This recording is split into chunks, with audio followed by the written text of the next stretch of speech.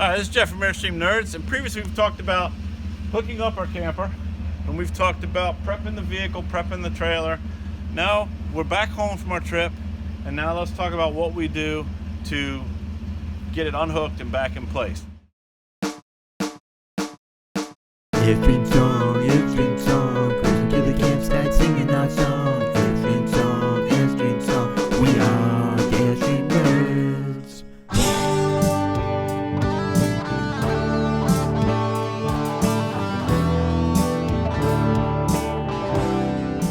So the first thing, obviously, is to get it in position in its parking spot where you normally have it. I don't need a video because everybody's different, and by now you've figured out how to back up your Airstream or your camper or whatever.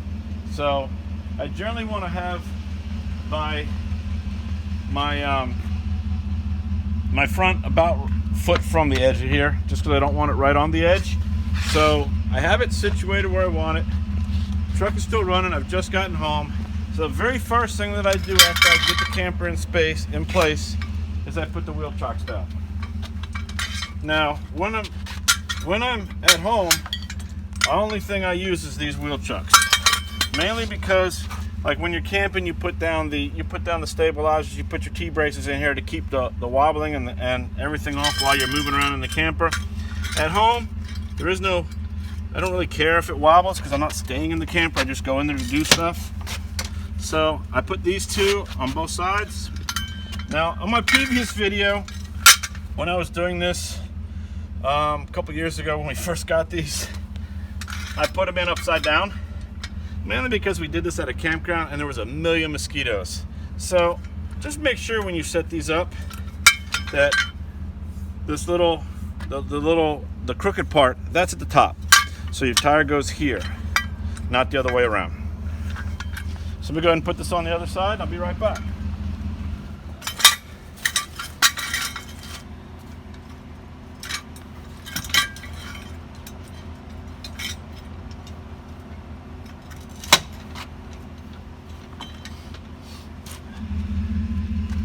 So I got the blocks of wood that I had before. Now there's really no reason to do this other than I like to spread. I'll spread the weight from the hitch out a little bit, and I don't end up having. Actually, that's the only reason. I don't really have another reason why I put the blocks of wood under there at home, but I do. So, if you remember before, we had to take the pressure off of this in order to get these sway bars off. So we have to reverse that when we get home.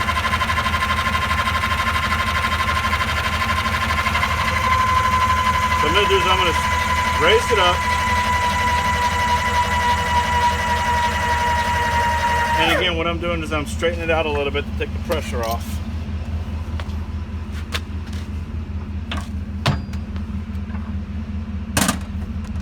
There's still, you can tell, you'll be able to move them when you get them in the right spot.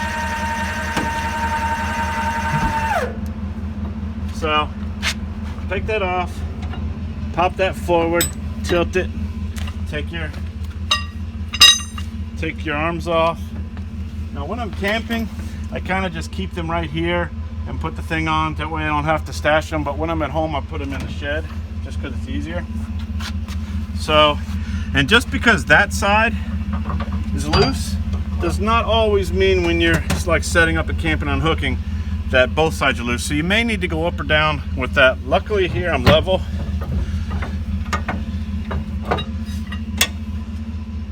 So I got the arms off. Now you want to take and pop this off, but you want to make sure that you have taken the weight off of this before you unhook this.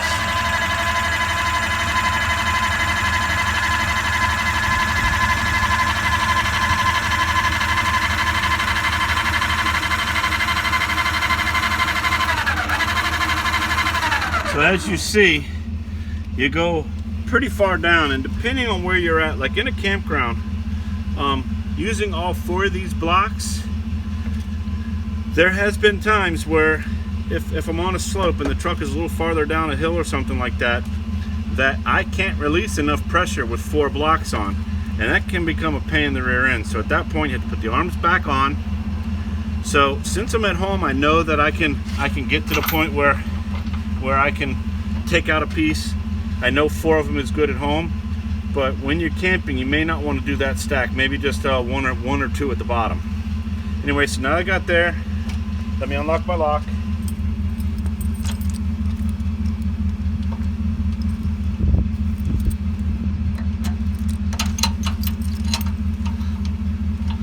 Now that the weight's off of this, you don't have any stress on the truck. If I had this lifted up, when I let go of it, the truck would drop. Or probably you wouldn't be able to even lift this thing. You wouldn't be able to unlock it because it'd be so tight.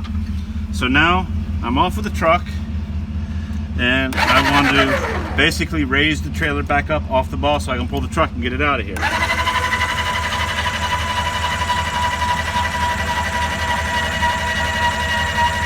So I mean, you can see right now I haven't lifted anything off the truck. That all the pressure now is uncompacting from the springs and the shocks on the truck. So we'll get pretty high before this actually comes off of the truck.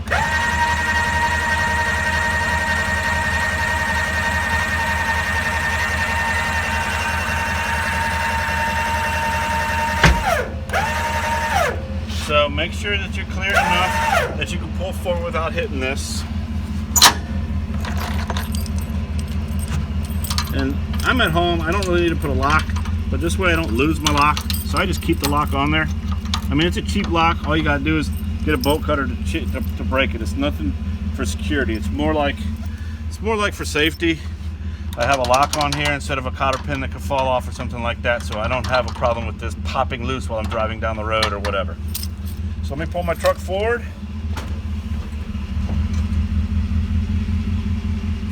I put the cover back on the ball so it's not so damn messy. Pull the pin. Now, one thing, don't forget, I've done this. Don't do what I just did and leave them here and then drive off with them still there. I've done that too many times, so I always keep spare ones in the truck. So when I do that, now I'm at home, I'm not camping, I'm not stressing over getting all dirty because I'm all ready. So I'm not using the hitch grip, the gloves or anything. I set that on there, and I bought this at Harbor Freight, this little cart. This makes it easier to deal with the damn thing. Now, some of y'all have a cover, whatever. I put my D-ring back in it, but I don't have the keys. They're actually on the truck, and the truck's running. So I'll put that on in a few minutes. I put that away wherever you store it. And I take my chains, and I get them up off the ground. That's what these little places are for. Just make sure you put this somewhere that it can't get run off. So if someone's messing around and they yank on the they yank on your trailer, they yank on this, and they pull it out, that it doesn't end up going anywhere. So I always hook it somewhere. I thought I hooked it here, but I guess I didn't because it doesn't fit. So just put it somewhere so it doesn't walk away. I make sure everything's off the ground, park my truck, make sure the trailer's all locked up, and we have successfully hooked up, prepped, hooked up, unhooked, went down the road, came back, blah, blah, blah. This is Jeff from Airstream Nerds, and I'll see you on the next trip.